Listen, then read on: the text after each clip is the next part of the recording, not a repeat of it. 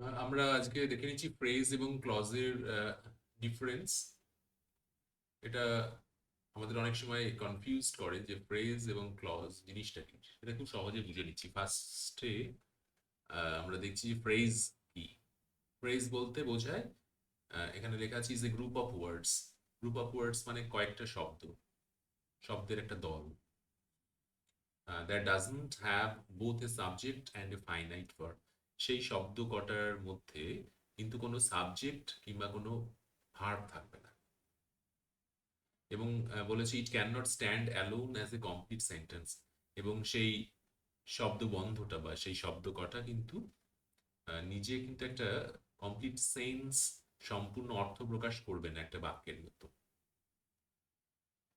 ওকে, তাহলে আমরা কি বললাম? ফ্রেজ হচ্ছে কি যে একটা গ্রুপ অফ ওয়ার্ডস। এই গ্রুপ অফ ওয়ার্ডস মানে হচ্ছে কি যে কতগুলো শব্দ পাশাপাশি বসে একটা গ্রুপ হয়েছে, তার মধ্যে কিন্তু কোনো ফাইনাইট ভার্ব নেই এবং কোনো সাবজেক্ট নেই। কোনো সাবজেক্ট থাকছে না, কোনো সাবজেক্ট থাকছে না এবং কোনো ভার্ব, ফাইনাইট ভার্ব থাকছে না। ফাইনাইট ভার্ব বলতে আমরা যেরকম টেন্সে বা সেন্টেন্স লিখতে গিয়ে টেন্সের মধ্যে যে ভার্বটা আমরা করি, সমাপিকা সমাপিকা ক্রিয়া বলি আমরা, হ্যাঁ, ফাইনাইট ভার্ব সেইটা, সেটা থাকছে না কোনো। এবং বাক্যের মধ্যে সেটা কমপ্লিট কোনো সেন্টেন্স হিসেবে বসছে না। মানে এর নিজস্ব কোনো মানে নেই, অর্থ নেই, মানে সম্পূর্ণ অর্থ নেই। একটা মানে হচ্ছে কিন্তু সেটা ওই সেন্টেন্সের মধ্যে বসলে সেই মানেটা হচ্ছে। যেমন উদাহরণ দিয়েছি in the garden. In the garden মানে হচ্ছে বাগানে। বাগানে কোনো মানে হয় না, কিন্তু কোনো একটা বাক্যের মধ্যে বাগানে কথাটা বললে মানে হয়।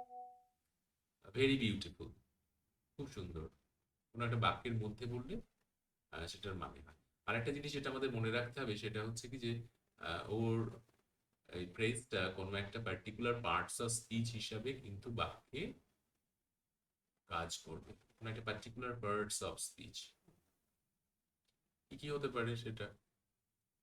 নাউনের মতো কাজ করলে নাউন হতে পারে, হ্যাঁ, নাউন হতে পারে। আর কি হতে পারে? অ্যাডজেক্টিভ হতে পারে। তখন সেটাকে বলবো নাউনের মতো করলে নাউন ফ্রেজ, অ্যাডজেক্টিভের মতো কাজ করলে অ্যাডজেক্টিভ ফ্রেজ, কিংবা অ্যাডভার্বের মতো কাজ করলে অ্যাডভার্ব ফ্রেজ।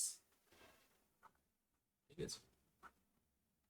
আরো ভার্ব ফ্রেজ হতে পারে, তারপরে প্রিপোজিশনাল ফ্রেজ হতে পারে। সেটা বাক্যের মধ্যে সেই শব্দ কটা বাক্যের মধ্যে একটা পার্টিকুলার পার্টস অফ স্পিচের কাজ করবে। যেমন ইন দ্য গার্ডেন কোন একটা কিছু জায়গা বোঝাবে, তাই না? তাহলে এটা হতে পারে যে সেই বাক্যটা অ্যাডভার্বের মতো কাজ করতে পারে।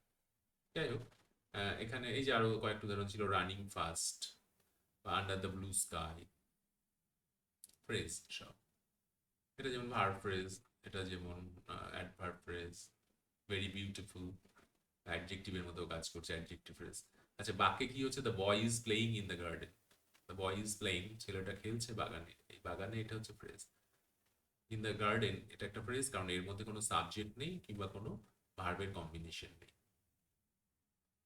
ওকে, আর ক্লজটা কি চট করে বুঝে নিচ্ছি আমরা। ক্লজটা হচ্ছে কি যে একই রকম ভাবে বলতে পারি ক্লজ। ক্লজ হচ্ছে কি যে গ্রুপ অফ ওয়ার্ডস, একই রকম group of words, group of ওয়ার্ডস, কিন্তু এর একটা সাবজেক্ট থাকবে এবং ফাইনাইট ভার্ব থাকবে। সাবজেক্ট থাকবে এবং ফাইনাইট ভার্ব থাকবে। মানে এটা বলা যেতে পারে এক ধরনের বাক্য। বাক্যের মধ্যে বাক্য এরকমও হতে পারে, আবার নিজে নিজেও একটা সিঙ্গেল বাক্য হিসেবে কাজ করতে পারে। যেমন বলেছে ইন্ডিপেন্ডেন্ট ক্লজ, স্বাধীন, ক্যান স্ট্যান্ড এলোন, একাই সে বাক্য হিসেবে কাজ করতে পারে। আর ডিপেন্ডেন্ট ক্লজ একা একা, মানে বাক্য স্বাধীন বাক্যের মতো কাজ করবে না, বাক্যের সাথে জুড়ে থাকবে, বাক্যের মধ্যে আর একটা বাক্য হিসেবে কাজ করবে। যেমন এখানে করছি শি ইজ সিঙ্গিং, সে গান গাইছে। এটা ক্লজ বটে, কারণ এর সাবজেক্ট আছে, হ্যাঁ, এর ভার্ব পার্ট আছে, মানে প্রেডিকেট অংশ আছে, এবং এটা একটা বাক্য। কিন্তু যদি বিকজ শি ওয়াজ ইল, কারণ সে ছিল অসুস্থ, এটার একটা মানে আছে, কারণ এইখানটা একটা সাবজেক্ট আছে দেখা যাচ্ছে। এই যে শি হচ্ছে সাবজেক্ট আর ওয়াজ হচ্ছে তার ভার্ব। এখানে দেখতে পাচ্ছি সাবজেক্ট ওয়াজ ভার্ব। ওকে,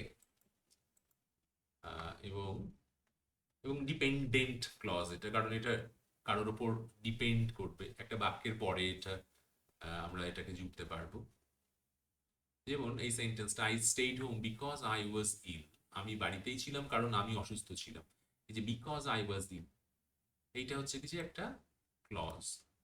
এখানে আই, এটা হচ্ছে কি যে সাবজেক্ট হিসেবে কাজ করছে, আই সাবজেক্ট, এবং ওয়াজ হচ্ছে কি যে ভার্ব।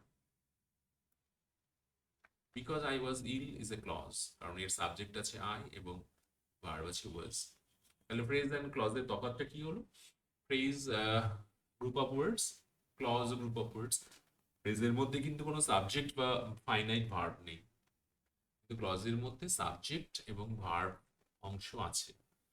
আচ্ছা, ফ্রেজ একটা মানে হয় কিন্তু সেটা কমপ্লিট মানে নয়, কোনো একটা বাক্যের মধ্যে বসলে তার মানে হয়।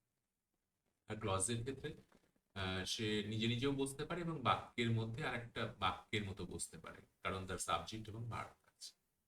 এটাই হচ্ছে ফ্রেজ এবং ক্লজের ডিফারেন্স। Thank you.